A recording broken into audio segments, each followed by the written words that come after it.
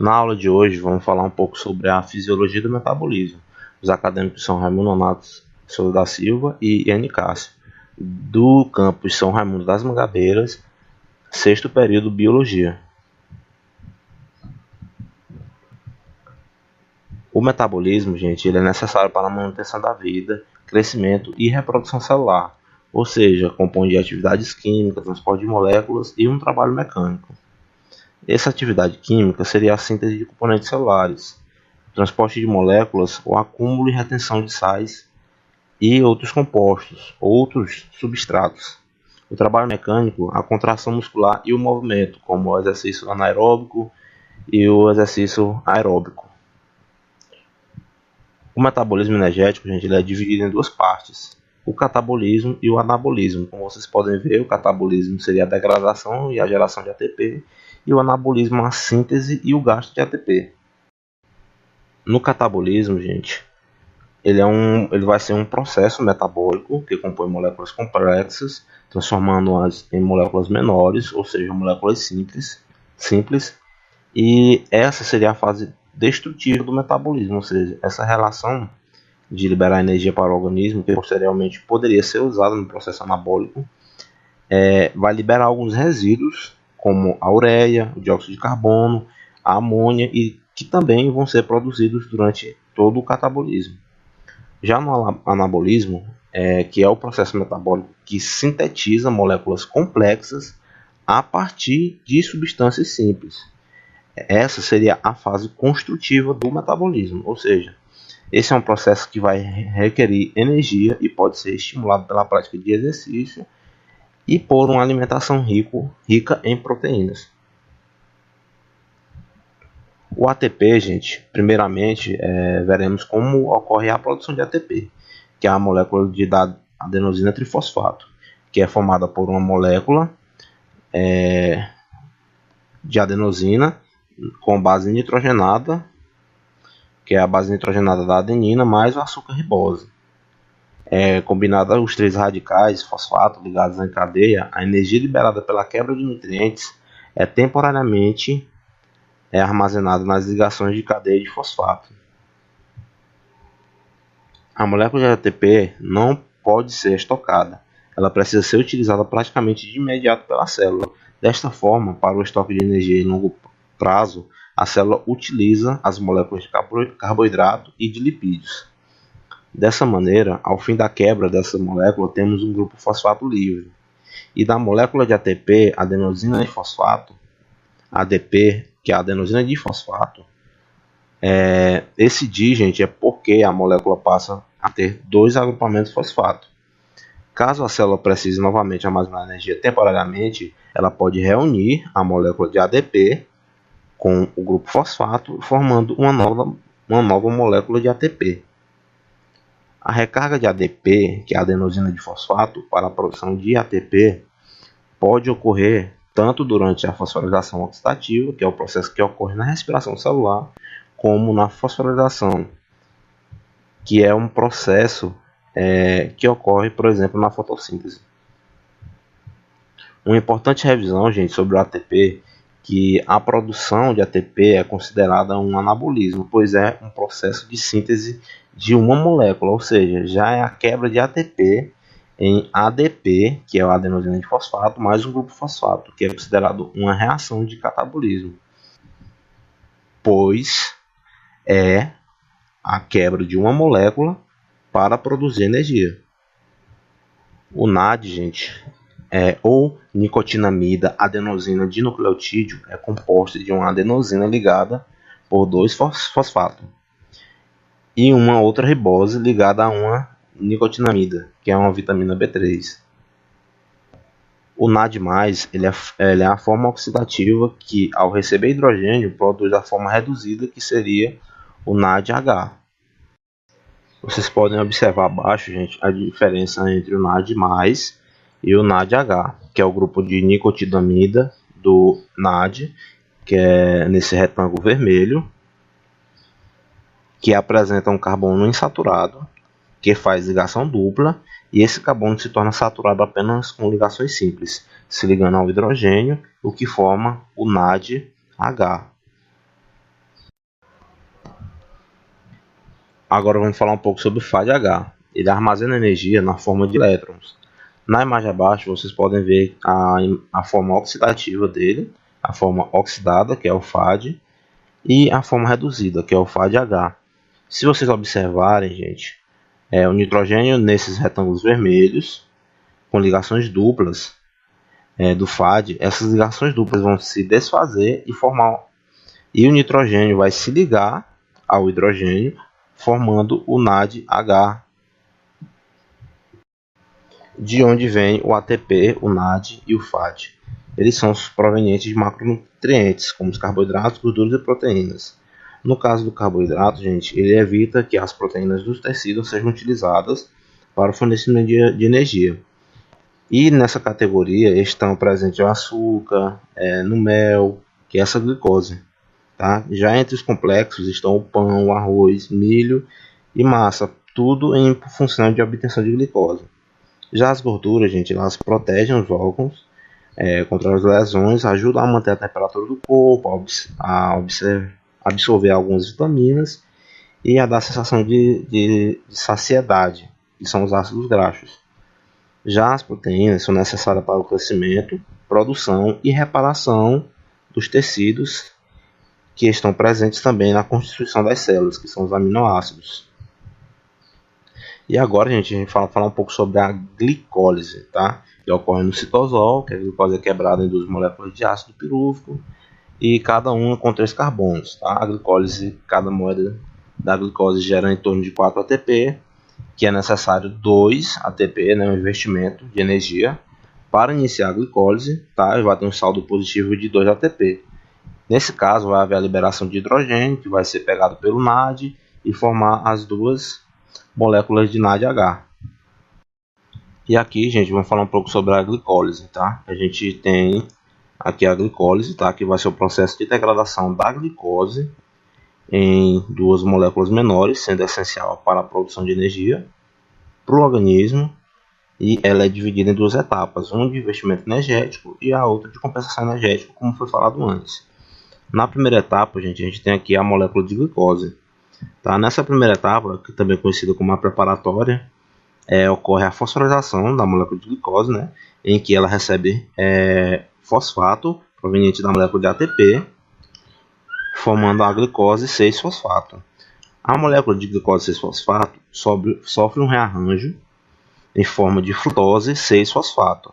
E outra molécula de ATP fornece fosfato novamente, a molécula de frutose 6-fosfato, dando a origem à frutose 1,6-difosfato. A molécula de frutose 1,6-difosfato sofre um rearranjo com a abertura de seu anel benzênico, originando 2 moléculas com 3 carbonos cada, que é o gliceraldeído 3-dihidroxacetona fosfato.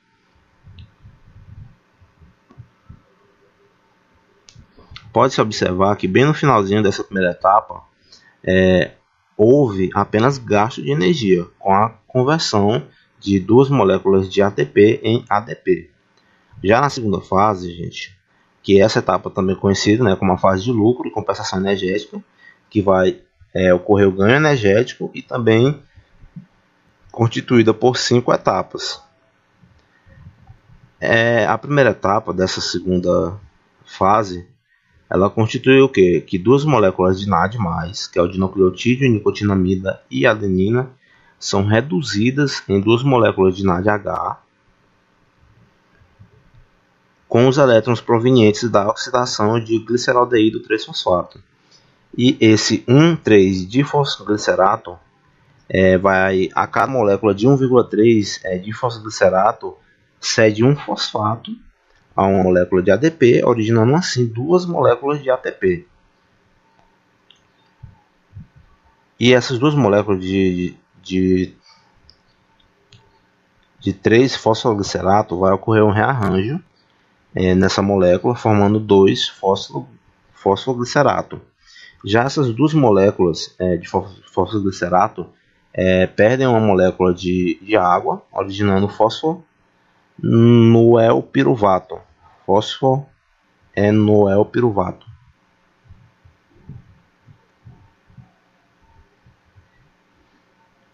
As moléculas de fosfoenopiruvato fornecem um fosfato a uma molécula de ADP, originando 2 moléculas de ATP e 2 de piruvato. Ou seja, gente, no final de toda essa glicólise vai haver um saldo energético, né, que em toda essa etapa da glicólise, que são as 2 moléculas de NADH, 4 moléculas de ATP. Assim, o saldo final da glicólise será de 2 moléculas, como vocês podem ver aí do lado, 2 moléculas de ATP, 2 moléculas de piruvato e 2 moléculas de NADH. Agora a gente vai falar um pouco aqui sobre os tipos de exercício, que seria o anaeróbio e o aeróbio, né? Tipo, o aeróbio, baixa intensidade e longa duração, e o anaeróbio, alta intensidade e curta duração. O aeróbio, gente, ou anaeróbio, são termos ligados ao tipo de metabolismo energético, que será preconizado durante a atividade física, ou seja, os movimentos que realizamos em nosso dia a dia é um misto de atividades físicas aeróbicas e anaeróbicas. Entenda a diferença, gente. O exercício anaeróbio é qualquer atividade física que trabalhe diversos grupos musculares durante um determinado e constante período de tempo, de forma contínua e ritmada. Esse termo, gente, é utilizado em um processo de respiração celular sem a presença de oxigênio. Já o processo anaeróbico acontece através de 2 sistemas. O primeiro é chamado de anaeróbio alático, que é uma combinação de adenosina trifosfato e creatinofosfato, que gera e armazena energia nos músculos, e o segundo seria chamado de anaeróbio lático, que é o qual processa substâncias alimentares denominadas de carboidratos em ácido lático, que por sua vez é utilizado nos músculos e em forma de glicogênio. Esse tipo de treinamento, gente, ele melhora o funcionamento do coração, pulmões e de todo o sistema cardiovascular. Dentre as suas funções, podemos destacar o estímulo, a resistência, a flexibilidade, e possui a característica de ter um exercício de alta intensidade e curta duração. Já o exercício aeróbio, o oxigênio funciona como fonte de queima dos substratos que produzirão a energia transportada para o músculo em atividade. Sua característica é de longa duração, contínuo e de baixa moderada intensidade.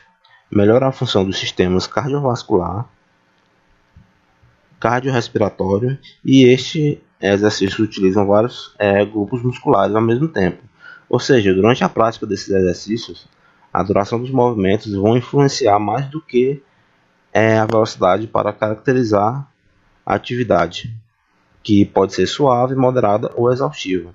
Exemplos de exercícios aeróbicos seriam caminhar, correr, andar, pedalar, nadar, enfim, vários exercícios relacionados a um exercício bem intenso. Esse exercício físico, gente, tem a função de acelerar o metabolismo. Ele é importante também para estimular durante o programa de treinamento personalizado, por exemplo. Os 2 tipos de exercício aeróbio e anaeróbio, eles são utilizados, né, a fim de melhorar a resistência cardiorrespiratória, melhorar a resistência, a força muscular e aumentar ainda o índice de flexibilidade. Agora a gente vai falar um pouco sobre a glicólise anaeróbia, que é a fermentação lática do músculo.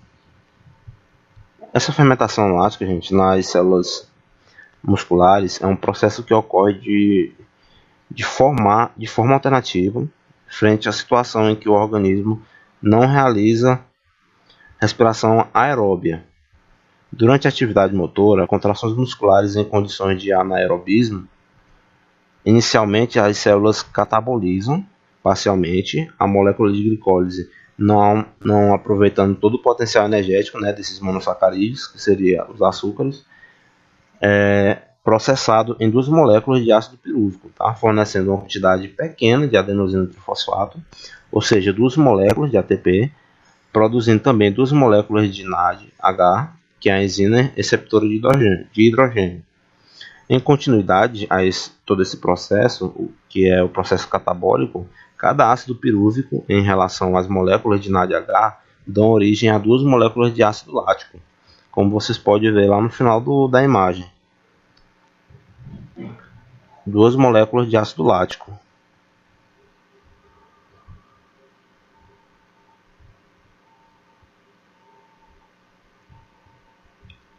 Restituindo em enzimas e liberando mais 6 moléculas de ATP para o funcionamento celular. Já a fermentação lática, gente, como já foi falado antes, né, a fermentação lática no músculo, que é a célula muscular em atividade intensa, vai haver uma queda vai haver uma redução do aporte do oxigênio, né, vai haver uma queda de oxigênio no músculo, vai haver um aumento nessa fermentação, tá, nessa fermentação lática, vai ter excesso de ácido lático, né, que causa dor e fadiga muscular, e é exatamente essa fadiga e excesso de ácido lático que vai causar as câimbras.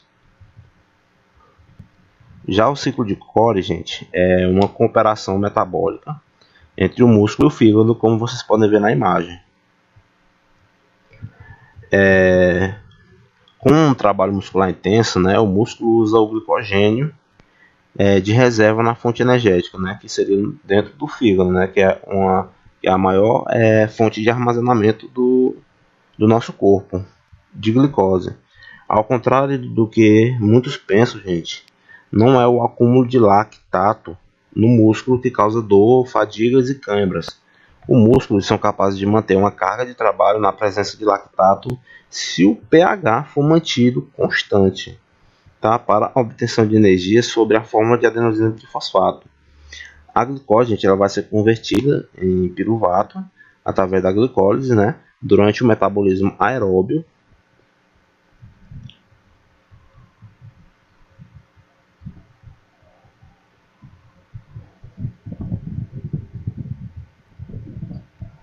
Durante o metabolismo aeróbio normal, o piruvato, e então oxidado pelo oxigênio molecular, que é o dióxido de carbono e a molécula de água. Durante um curto período de intenso esforço físico, a distribuição de oxigênio aos tecidos musculares pode não ser suficiente para oxidar totalmente o piruvato. Neste caso, a glicose é convertida a piruvato e depois a lactato através da via de fermentação lática, obtendo os músculos ATP sem recorrer ao oxigênio.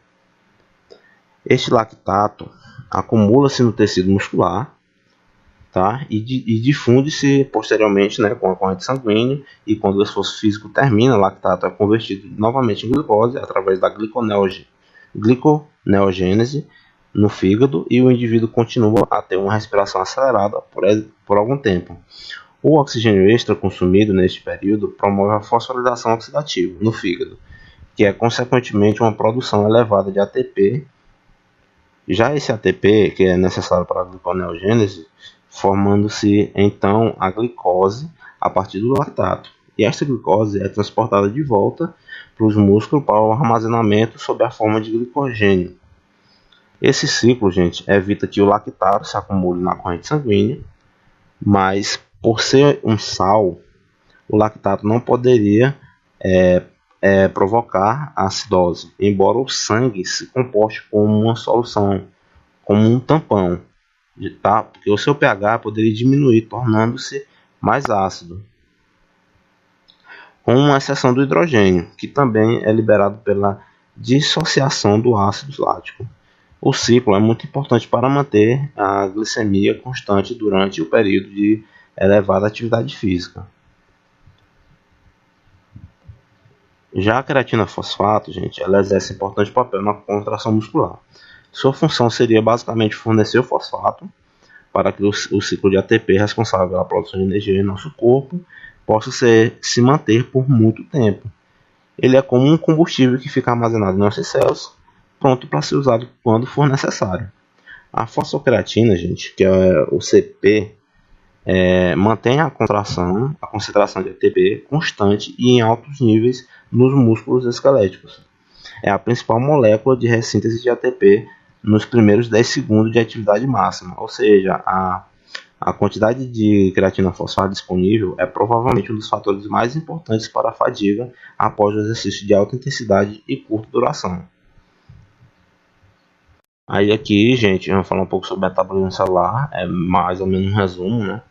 Que é na ausência de oxigênio, como foi falado antes, a fermentação, né?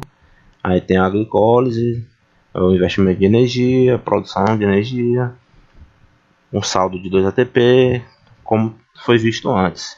Na presença de oxigênio, né, que é a respiração, que é o metabolismo oxidativo, que a gente tem a glicose, e nesse metabolismo oxidativo, né, por sua vez, que vão ser todas essas reações químicas caracterizadas, que é degradativo, como o catabolismo, ou seja, aquelas reações que têm o objetivo de quebrar e desfazer, né, as moléculas, e nesse processo haver a liberação de energia necessária para a realização de diversas atividades. Como vocês podem ver, né, nesse metabolismo oxidativo, né, que é a respiração celular, há um saldo de ATP muito grande.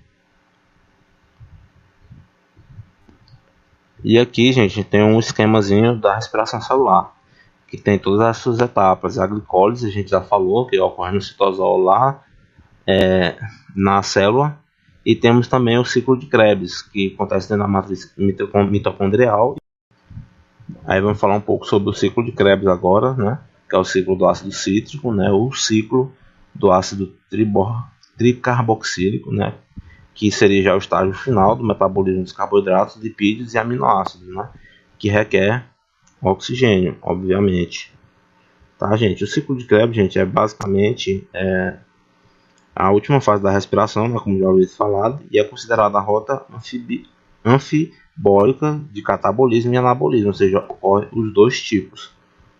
O ciclo de Krebs, gente, ele é proveniente da glicólise, né, que sofre uma descarboxilação oxidativa pela ação de enzimas, né, do piruvato de desidrogenase, e dessa forma esse ácido, né, haverá uma sequência de outras reações onde ocorrerá a liberação dessas duas moléculas de gás carbônio, e ao final dessas reações esse ácido é restaurado e devolvido à matriz mitocondrial, onde estará pronto para se unir às moléculas de acetil-CoA e recomeçar novamente o ciclo.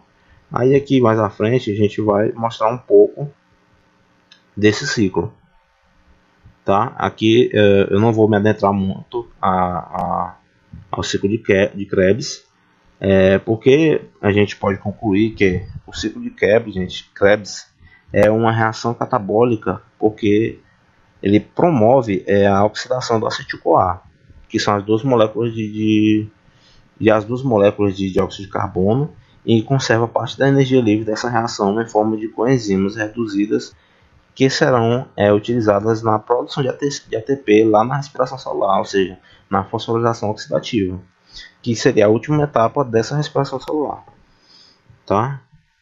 Aí vamos falar um pouco agora sobre a cadeia respiratória, né, que é a cadeia transportadora de elétrons ou fosforilação. Que essa fosforilação oxidativa, gente, é basicamente o processo metabólico de síntese de ATP a partir da energia liberada pelo transporte de elétrons na cadeia respiratória, ou seja, que é aquele processo que é liberado lá atrás no ciclo de Krebs, né, onde é liberado os NADH e os FAD. Né, nessa parte vai ocorrer a maior síntese de ATP, né, como eu falei anteriormente, né, que é onde ocorre realmente a maior parte da síntese de ATP, e ocorre a oxidação do NAD e do FAD, né, que é no ciclo de Krebs, e ocorre a liberação de grande quantidade de elétrons com a formação da água.